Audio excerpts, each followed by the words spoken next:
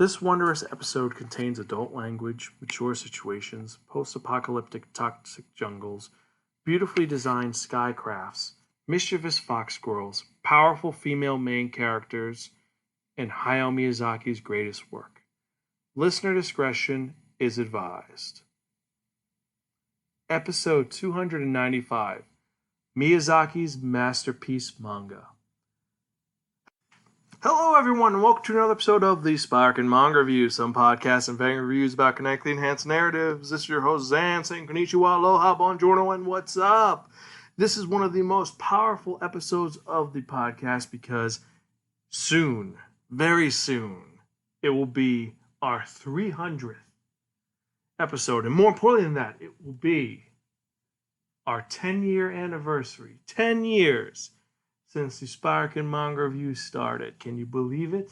Most podcasts fade after 5 years. So 10 years of doing this. And I've got to say, I've still got this. I love doing this, and I want to keep doing this as long as I can. I might change some stuff around, but I still love reviewing manga. I love reading it, and I have so much fun doing it. But I'm getting a little ahead of myself. If you're joining us for the first time, welcome. Spiraken is a podcast that provides informative reviews about connecting enhanced narratives. Every episode, I will talk about 1 to 2 manga titles and tell you the pros and cons about it. The art style, the character design, the plot, the historical impact of the manga, and most importantly, if it is worth investing your time in or not. Now, you don't have to agree with anything that I say, but I try to be informative, educational, entertaining, and mostly impartial. Even though sometimes that really doesn't work, especially if it's a really shitty manga or if it's a really good manga. But I do digress. You can check out any of our earlier episodes at www.spiraken.com, spiraken.com. We're also on Facebook, Twitter, Tumblr, Instagram, Apple Music, Spotify, Player.fm, Stitcher, YouTube, and several other social media sites and podcatcher feeds. Now, if you are already following us, thank you very much, and I do appreciate it. And if you're not, check us out. Join us. And if you are on Instagram, remember to tag me. If you see me at a con or if you see me in person, I'm always down for it. And if you're on Twitter, DM me or retweet me. I'd really appreciate it. So, with that in mind, now let's get with the review of the episode. Because if you remember from last time, I spun that one, that only, the Wheel of Manga. And it dictated on to me that I'd be reviewing a very special manga today. One which I'm surprised I haven't reviewed yet, but it did come up. And it's one which it puts a smile on my face and inspires me. And more importantly than that, I reviewed the anime adaptation film on the Spiraken Movie Review all the way back in episode 62 of the movie review. That's all the way back, I think it's in 2012, all the way back then, so it's been a while. And this manga I'm talking about was written by one of the greatest anime film directors of our age, and one that you will obviously know if I talk about it. I'm talking about Hayao Miyazaki, the guy who made Kiki's Delivery Service, My Neighbor Totoro, Princess Mononoke, Spirited Away, and so many other amazing films which have touched our hearts throughout the years. And before he started doing that, while he was working on Heidi and working on Sherlock Hound, he ended up working on a manga with Takuma Shoten back in 1982 to 1994. It was brought over here by Viz Media in an excellent collection. I've got to say, I've never seen a more beautiful manga collection so far. It's one which is 7 volumes long, and it's one which touches so many hearts, and it is very different than the anime. And this series is a shonen adventure sci-fi fantasy series. And what am I talking about? I am talking about Kaze no Tane no Nausicaa, Nausicaa of the Valley of the Wind. Now, if you did not listen to episode 62, which is in the show notes, or you've never heard of Nausicaa, I feel kind of blessed to be able to tell you about this amazing story. And this is what brought Hayao Miyazaki to the forefront, because he ended up making a film based on this amazing work. This series is dark, it's beautiful, it's heartwarming, it's tragic, it's focuses on a powerful female main character, and it has a very socially conscious environmental message that explains itself so well. The story takes place in the far distant future. How long? We can guess, but we don't exactly know. But many millennia ago, there was the 7 days of fire, and humanity unleashed what are known as the God Warriors across the land, and they destroyed the earth. What was left was little pockets of humanity that created little villages and fiefdoms and kingdoms. And they existed and they survived. However, there was a small problem with the destruction of Earth. Earth decided to get its revenge, not through some weird monster. Well, not exactly. What came about from the destruction was the Sea of Corruption, a organic jungle that covers the earth and is poisonous to humans. And insects have grown vast and wild. And they've taken over the planet. And slowly the Sea of Corruption is absorbing everything possible. And this sea, if any human goes into it without a face mask, they will die within seconds.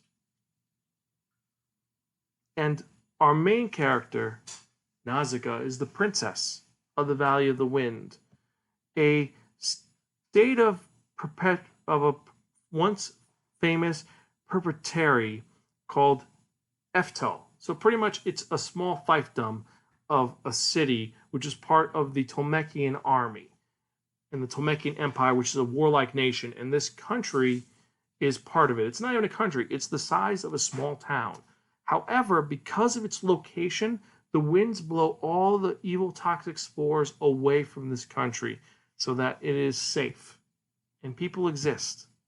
However, the birth rates aren't very high and there's not a lot of people left. It's not like some of the other nations. And the reason why no one messes with the Valley of the Wind is that they have one of the last remaining gunships. A ship which is essentially, it looks like a Derringer. It's got one nozzle and it can shoot and cause lots of damage. It can destroy any ceramic armor possible, because we've kind of gone backwards in time but forward as well, because there's some mutated creatures that we use as mounts that you put gas masks on. They're safe, but most people use airplanes that, if you know Hayao Miyazaki, they are drawn so realistically you could picture them flying. They have gliders, they have gunships, they have all of these various awesome flying machines. And Nausicaa is an expert pilot. She's amazing. She's the best pilot there is, but also she's not just a pilot.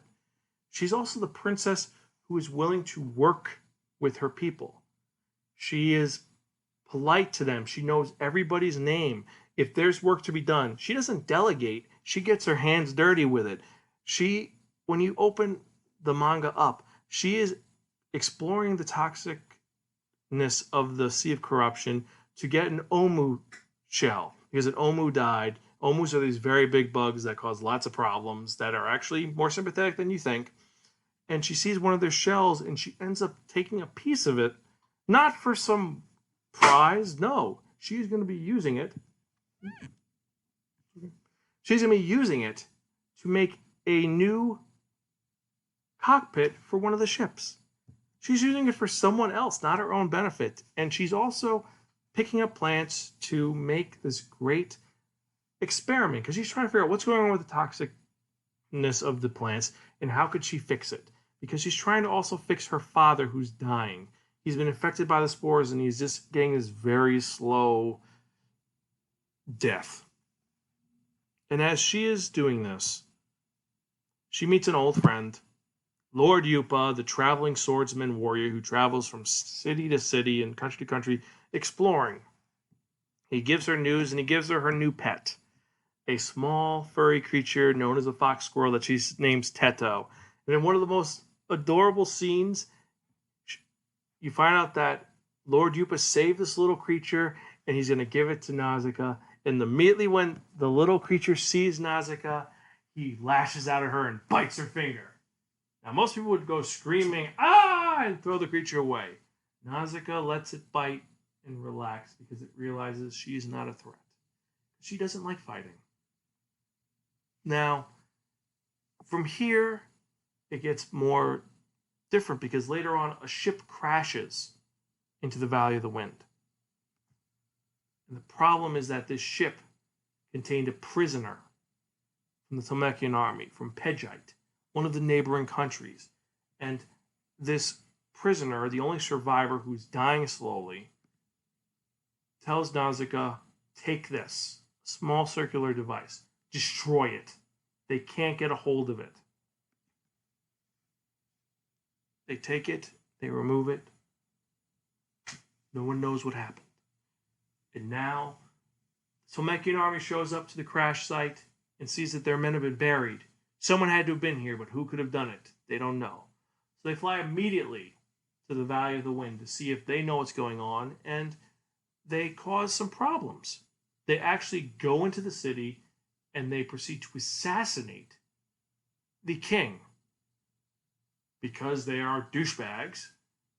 And Nausicaa ends up killing one of the guys, defeating him, and then saying, get out of my country. I'm a loyal Tolmekian citizen. Do not challenge me. And they let her go. And she ends up working for the Tolmekian army as a pilot at first. Then things get weird because you find out that there is one of the remaining god warriors was found, and the device, the thing that she was given, is actually the activation code for this giant monster. Then it gets even more crazy when you have the members of the Tolmekian royal family fighting with each other, trying to kill each other. You have the Princess Kashana, who is the royal high general who has lost limbs from the Omud attacks, but also she is someone who doesn't take shit from nobody, especially her brothers who are trying to assassinate her. You have another country who is trying to take over. A lot of political drama, a lot of action adventure, and you have even more existential stories about what is going on. If you've seen the movie, you know that it has some aspects of political conflict. The manga goes so much more deep into that. It is a truly astounding series.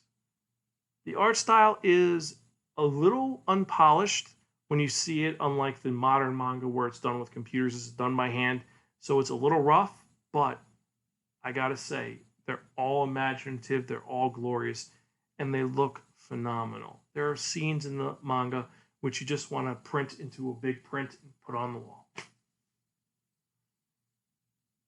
It does get a little bit messiah at one point when someone dies and they come back from the dead, and then you have the truth of what happened to the old world, and then people dying of radiation poisoning because they find a nuclear warhead, and it becomes kind of Planet of the Apes where they're worshiping the nuclear warhead.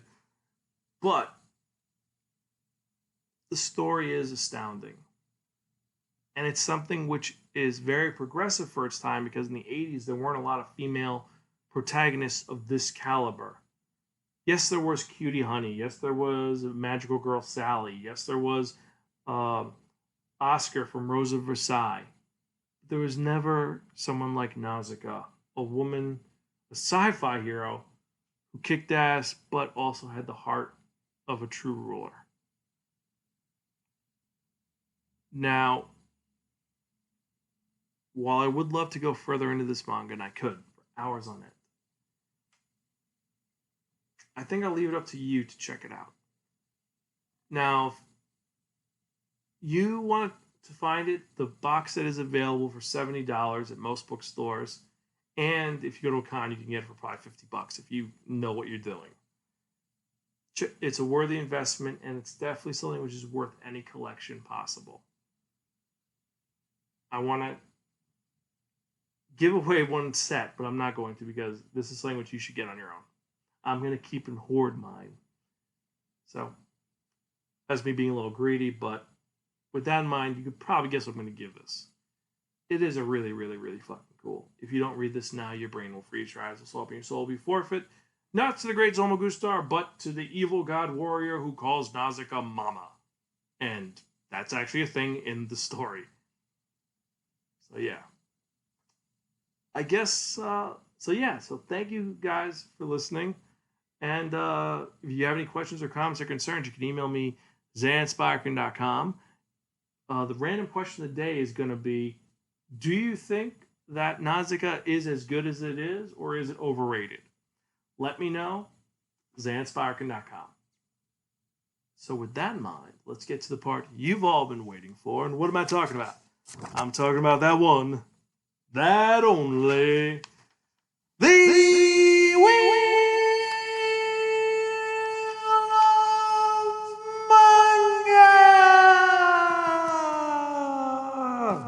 Yes, friends, the Wheel of Manga, except no substitute. Now, what is the Wheel of Manga?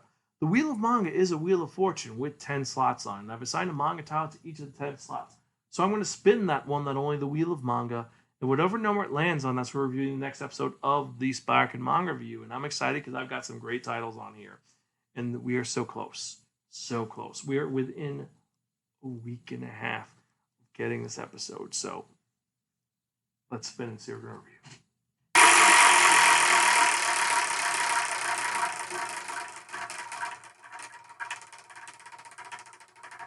That was a really good spin.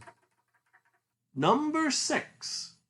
So, in the next episode, I'm going to be reviewing a manga, which I actually read this manga after watching the anime series. I'm surprised I got this one. But it's a series that I really enjoy that's a lot of fun. It's one of the more fun sci-fi Western series, and it's about a guy who believes in love and peace. What are we talking about? We're talking about Trigun by Yosuhiro Natao. So I'm excited for that one because that's a fun series. It's one of my favorites. So, yes, that's it for this episode. I'll catch you guys next time. This is your host, Zan. I am Gonzville, and read more manga.